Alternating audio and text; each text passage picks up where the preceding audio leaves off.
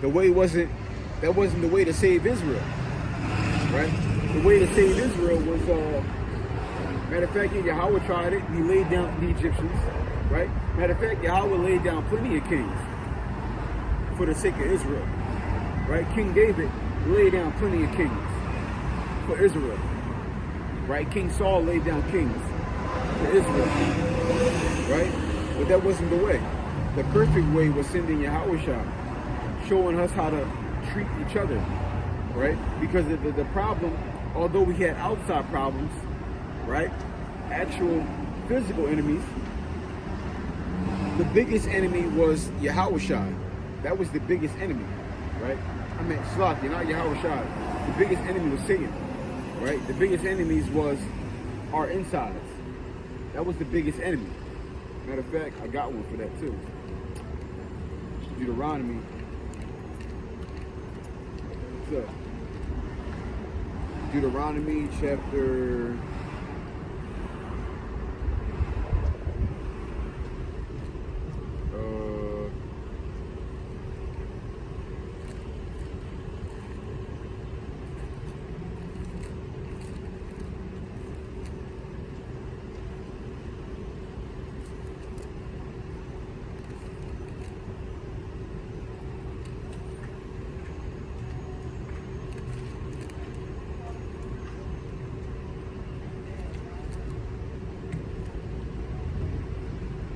28 and verse 1.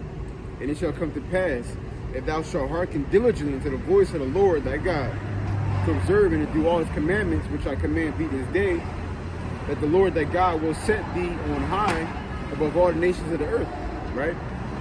And this is why we didn't need to defeat. This is why Yahweh thought about it, and said, we don't need to defeat our enemies, right? That's why he sent Yahweh Shah, because we don't need to defeat our enemies. All we got to do is clean ourselves up, and then we're naturally going to be put on top. Right? We got to defeat no enemies. The only enemy we got to defeat is within ourselves. Right? The only enemy we got to battle is Satan. Right? Everything else is going to take care of itself.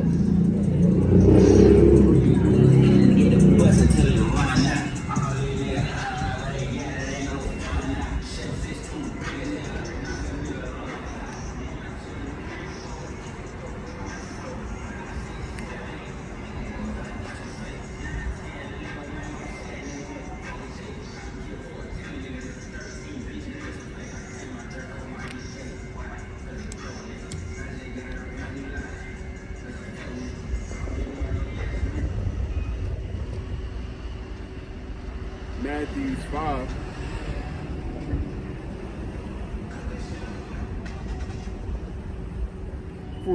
That you may be children of your Father which is in heaven, for he maketh his sun to rise on the evil and on the good, and send a rain on the just and on the unjust.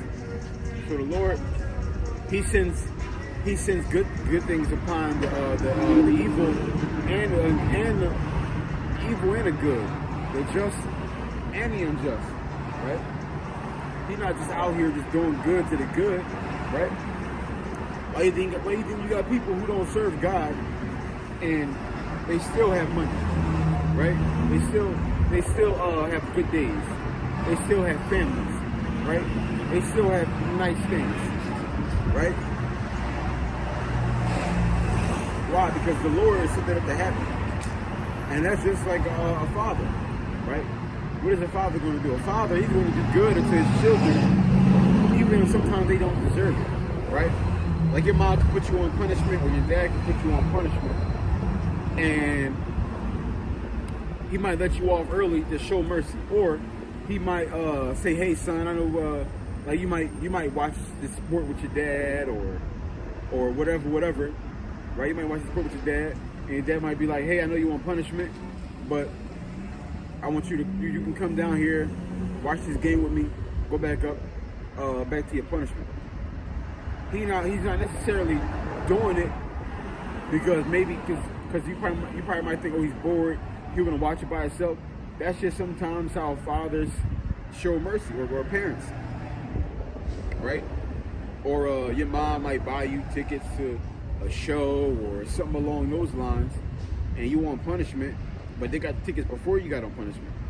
Or Yeah, they got to take it before you on punishment, and they want to basically give you that because you really wanted it, and it's not necessarily to spoil you. It's like mercy, and that's just what parents do sometimes. They show mercy, even though everything a parent do is mercy. When you put a child on punishment, that is mercy, because you're not doing it to hurt them, you're doing it to help them, so they won't be worse in the future. So everything that your parents are doing is mercy in itself, right?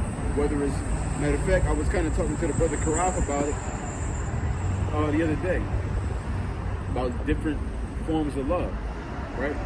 Love doesn't always have to be a hug and a kiss and something that you necessarily want to eat. Love can also be bitter, right? Our people going into slavery, being in this place, although yes, it is bitter, it's what the Yahweh saw fit that we needed, right? Because just looking back on my life and the opportunities that I had, especially right before I found out about the Lord, I was on a path to go left or to go right. If I would have went left, I would have never knew God. I would never try to find God. I'd have been rich back then, and it'd been no reason to even find God for what, right?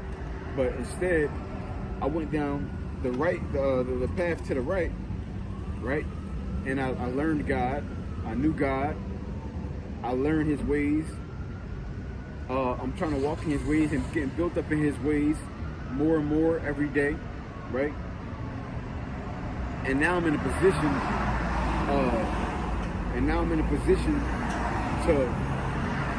To take things to a different level, because now I'm grounded in Yahweh Shai, and that's one of the most important things. The Lord, if He loves you, He's not going to give you too much that you can't handle. If you're not grounded in the Lord, if you get too much good, it can destroy you. If you're not grounded in Yahweh Shai, if you get too much bad, it can destroy you, right? That's why the ones Yahweh Shai and Yahweh are really keeping close to the chest, so to speak, right? He makes sure He doesn't give them too much or too less until He has them grounded into what they need to know, until He has them grounded in what they need to do, right? Because again, if you're not grounded in Yahweh Shai, too much good will destroy you. Too much bad will destroy you. You can get rich and say, you know what I need God for it, right? You can not have enough and completely go the opposite direction and say, man, I'm going to get it any way I can get it, and then just forget about God. But too much good or too much bad, the Lord, He's, unless you can handle it, typically don't throw all that on you unless you're grounded in Him. Unless that's what you need, right? But me personally, in the position that I was in, right, with the Lord, until I got grounded in Him,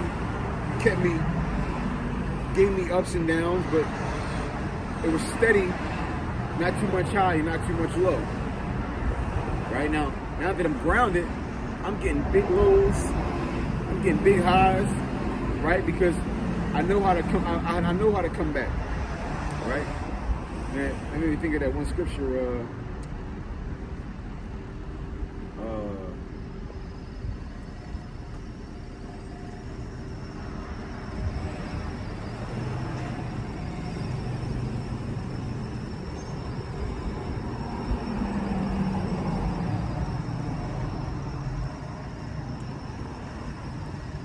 I think this is it.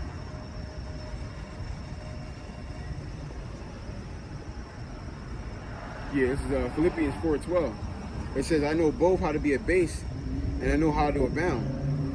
Everywhere and in all things I am instructed, both to be full and to be hungry, both to be abound and to suffer need, right? So here you have right here a perfect example. The Lord, He's going to build you up, how to conduct when you're high and how to conduct when you're low, right? And that's a very important thing to have, because Again, if you get too low, you don't know how to deal with it, you're checking out. You get too high, you don't know how to deal with it, you're checking out. Right? But with the Lord, he brings you along slowly so you can understand the lows and the highs, how to conduct on the low, how to conduct on the high. But all that really starts with being grounded in Him, understanding who He is and what He wants you to do.